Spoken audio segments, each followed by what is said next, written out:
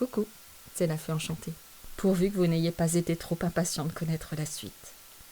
Je tiens tout d'abord à vous demander pardon, car mon son, sans que j'en ai trouvé la cause, est moins bon depuis la partie 6. J'espère que cela ne vous gêne pas trop. Petit aparté terminé, passons sans plus attendre au premier épisode de notre 4e couplet, et voyons ce que le spectre encapuchonné réserve à Scrooge. Vous êtes bien installés ? C'est parti. Le fantôme approchait d'un pas lent, grave et silencieux.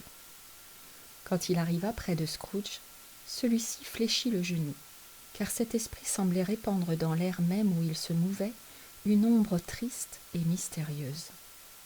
Un vêtement d'un noir profond l'enveloppait tout entier, dissimulant sa tête, son visage, la forme de son corps, et ne laissant apercevoir qu'une de ses mains tendues en avant. N'eût été cette main, l'on aurait eu grand-peine à distinguer sa silhouette dans la nuit et à la détacher des ténèbres qui l'entouraient. Scrooge sut que l'esprit était d'une taille haute et majestueuse lorsqu'ils furent côte à côte, et il sentit que sa présence mystérieuse l'emplissait d'une crainte solennelle. Il n'en apprit pas plus, car l'esprit ne prononça pas une parole et ne fit pas un geste.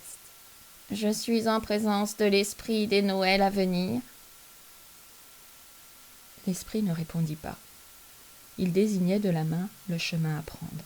« Vous allez me montrer les ombres des choses qui ne sont pas encore arrivées, mais arriveront dans la suite des temps. N'est-il pas vrai, esprit ?» La partie supérieure de la draperie se contracta un instant, car ses plis se rapprochèrent comme si l'esprit avait incliné la tête. Ce fut la seule réponse qu'obtint Scrooge.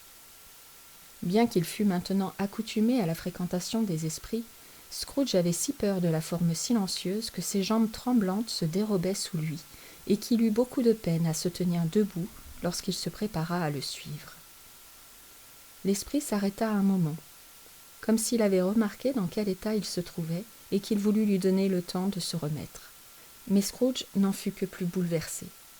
Il frissonnait, traversé d'une horreur vague, indéfinissable, en songeant que, derrière ce sombre linceul, des yeux de fantôme le fixaient attentivement, tandis que, malgré tous ses efforts pour observer l'esprit, ses propres yeux ne distinguaient qu'une main spectrale et une grande masse noire.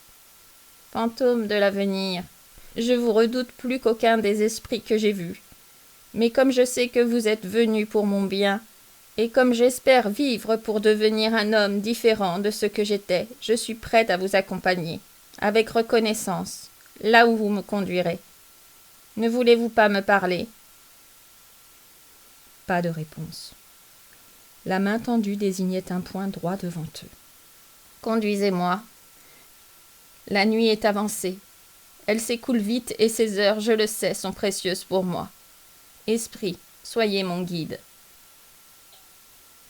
Le fantôme s'éloigna de la même manière silencieuse dont il était venu.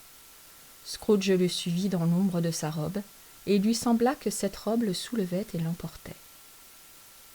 On ne pourrait pas dire qu'ils entrèrent dans la cité. Ce fut plutôt la cité qui sembla surgir autour d'eux et les entourer d'elle-même. Quoi qu'il en soit, ils se trouvaient là, au cœur de la ville, à la bourse, parmi les marchands. Ceux-ci allaient et venaient précipitamment, faisaient sonner l'argent dans leurs poches, s'arrêtaient pour causer par groupe, regardaient leurs montres ou jouaient d'un air pensif avec leurs grands cachets d'or, et ainsi de suite, comme Scrooge les avait souvent vus faire. L'esprit se tint immobile à côté d'un petit rassemblement d'hommes d'affaires. Voyant que la main était tendue dans leur direction, Scrooge s'approcha pour écouter leur conversation. « Non !» disait un grand et gros homme au menton monstrueux. « Je n'ai guère de renseignements. Je sais seulement qu'il est mort. »« Quand est-il mort ?» s'enquit un autre. « Hier soir, je crois. »« Tiens, et quelle était sa maladie ?» demanda un troisième, en prenant une énorme prise de tabac dans une très grande tabatière. « J'avais cru qu'il ne mourrait jamais. »« Dieu sait. »« Qu'a-t-il fait de son argent ?» dit un individu au visage rubicond dont le nez portait à son extrémité une excroissance de chair qui pendait et tremblotait comme les caruncules d'un dindon. « Je n'ai rien entendu dire. Il l'a peut-être légué à sa société commerciale. Tout ce que je sais, c'est que je ne suis pas son héritier. » Cette plaisanterie fut accueillie par un éclat de rire général. « Ce seront probablement de piètres funérailles, car sur ma vie, je ne connais personne qui songerait à y aller. Si nous organisions un groupe de volontaires. » « Je veux bien y aller si l'on donne un déjeuner. Mais si je me joins à la délégation, il faudra me nourrir. » Nouveaux éclats de rire. « Je vois que c'est moi qui suis le plus désintéressé après tout, car je ne porte jamais de gants noirs et je ne mange jamais dans la journée. Mais je m'offre à y aller si quelqu'un vient avec moi. Quand j'y réfléchis bien, je ne suis pas du tout sûr de n'avoir pas été son ami le plus intime, car nous échangions quelques mots chaque fois que nous nous rencontrions. Messieurs, au revoir. » Les hommes qui avaient tenu ces propos se dispersèrent et se dirigèrent appalant vers d'autres groupes. Scrooge les connaissait tous. Il regarda l'esprit comme pour lui demander une explication. Le fantôme glissait le long de la rue. Il montra du doigt 2 personnes qui s'abordaient. Scrooge écouta de nouveau, dans l'espoir de trouver là le mot de l'énigme. Il connaissait très bien ces 2 hommes-là aussi. C'étaient de très riches et très influents négociants. Il s'était toujours appliqué à s'attirer leur considération, en ce qui concernait les affaires bien entendu, strictement du point de vue des affaires. « Bonjour !»« Bonjour !»« Alors, il paraît que le diable est entré en possession de son bien. »« C'est ce que je viens d'apprendre. »« Oh, quel froid il fait !»« C'est le temps de saison à Noël. Vous ne patinez pas par hasard ?»« Non, non, d'autres soucis en tête. Au revoir !» Pas un mot de plus. Telles furent leur rencontre, leur conversation, leur séparation. Au début, Scrooge était enclin à s'étonner que l'esprit attachât tant d'importance à des entretiens d'apparence si banale.